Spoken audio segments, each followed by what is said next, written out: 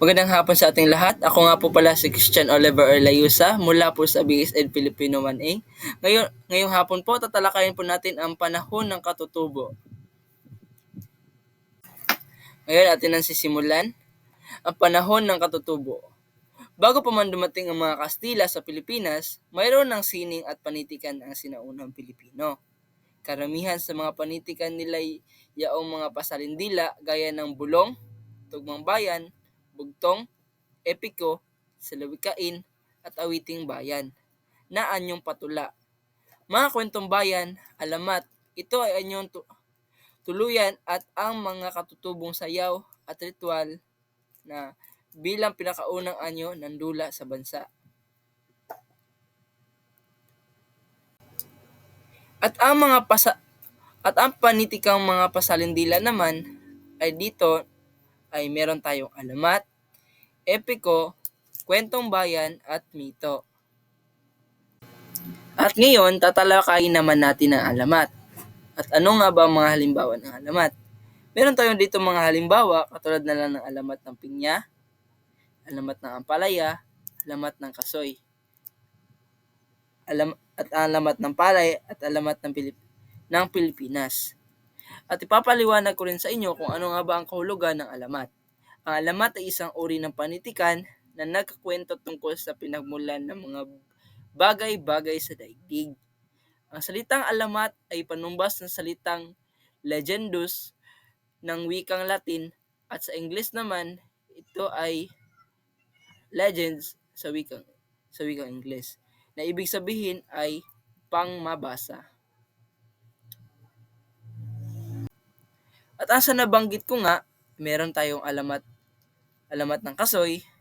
Ang alamat ng kasoy ay sinulat ni Genoveva Edroza Matute noong ika-17 at 47 ay nagsasalaysay tungkol sa isang magandang dalaga na nagmamalasakit sa kanyang pamilya. Sa kanyang kabutihan ay merong nainggit at nagalit na masamang espiritu kaya siya ay sinumpa at naging punong kahoy at nagbibigay ng mga kasoy. Ang alamat ay natuturo ng aral tungkol sa pagmamahal at koneksyon sa kalikasan.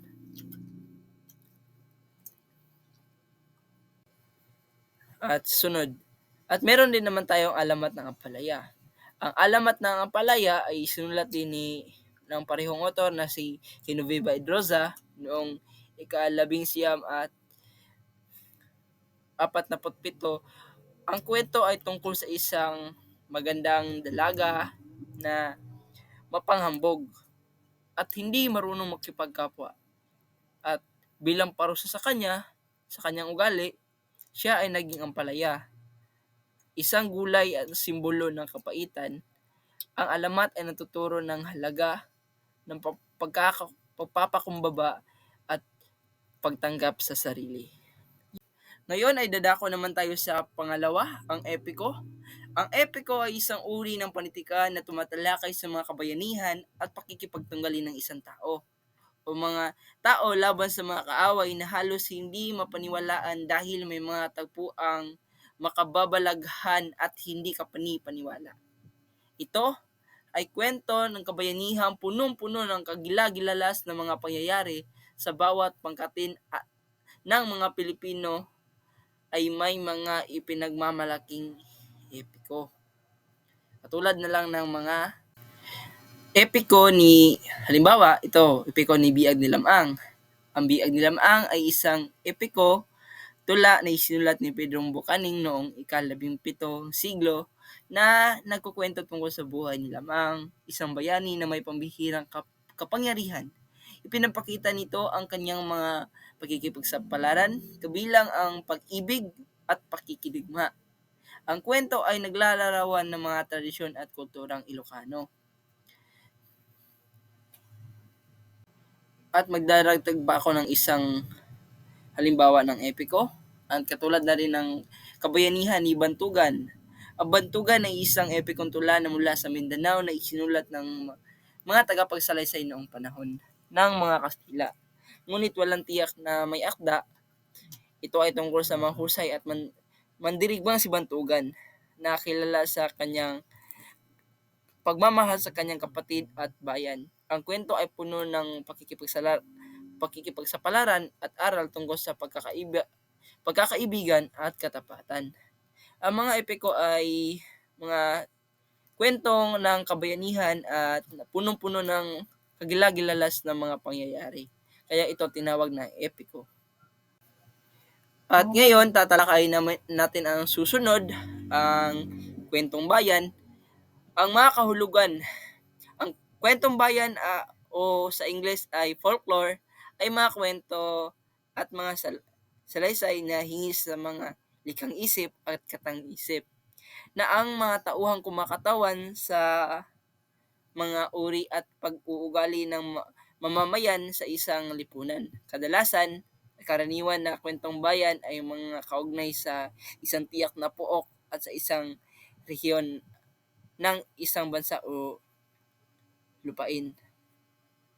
Marami tayong kwentong bayan dito sa Pilipinas, katulad na lang ng mga storya-storya na mayroong totoo mga kapre, duwende, ganun-ganun. At ang panghuli naman natin ay ang mito. Alam na marami naman siguro nakakaalam kung ano ang mitolohiya.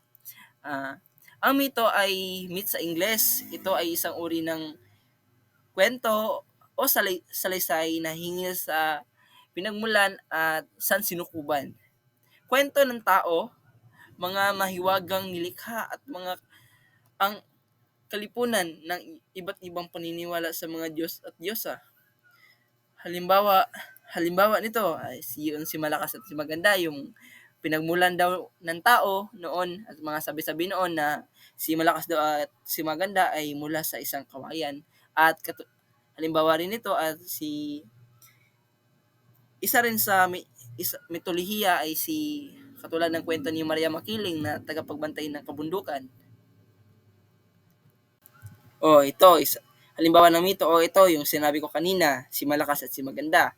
Ang mitong si Malakas at si Maganda ay kwentong bayan ng Pilipinas na walang tiyak na may akda at naipasa mula sa henerasyon.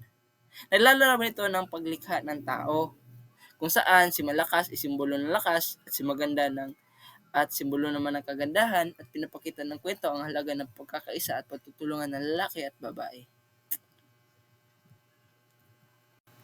At ito naman, isa rin sa nabanggit ko kanina, ang mito, halimbawa nito ay yung si Maria Makiling.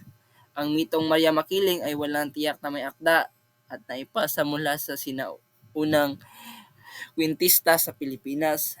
Ang kwento ay tungkol sa isang diwata na naninirahan sa bundok Makiling, nakilala sa kanyang kagandahan at kabutihan.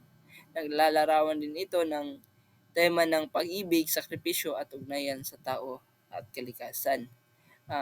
Meron ako isang kaibigan na nagbahagi rin ng tungkol rito, istorya, at narinig ko rin ang storya ni Maria Makiling na si Maria Makiling daw pag meron daw tao na nagkakalat sa kanyang kagubatan ay sadya raw itong nililigaw ni Maria Makiling. At kung hindi nila nilinis ang kanilang kalat, hindi mapapakita sa kanila ang daan. Pero kapag may ginawa kang tulad na lang ng may sinaktan ka ring hayop, at mapaparusahan ka talaga ni Maria Makiling. At ngayon naman ay nandito na tayo sa mga elemento ng alamat, elemento ng epiko, mito at mga kwentong bayan. Ito ang elemento ng kwento. Unang-una sa kwento ay meron tayong tauhan, hindi mawawala ang tauhan kasi ito ang nagbibigay ng buhay sa akdang maaaring maging masama o mabuti. Nandito nakapaloob kung sino ang magiging bida, kontrabida. At ang pangalawa, ang tagpuan, ito ang panahon o lugar kung saan nagaganap ang pangyayari sa akda. Dito rin natin malalaman kung saan mangyayari ang parte ng istorya at kung saan gaganapin. At ang banghay, ang pagkakasunod-sunod ng pangyayari. At meron ding mga bahagi ang banghay. Ang una, ang simula. Dito pa lamang ay nabanggit ang kilos, paglinang sa tao, at mga hadlang at mga suliranin. At ang pangalawa naman ay ang gitna. Naglalaman ito ng mga kawili-wili at maayos at sunod-sunod na kaugnay na pangyayari.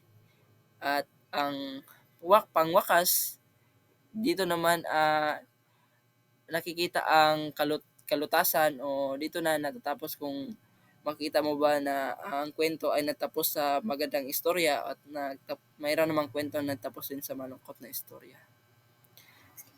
At ito lang po, maraming salamat.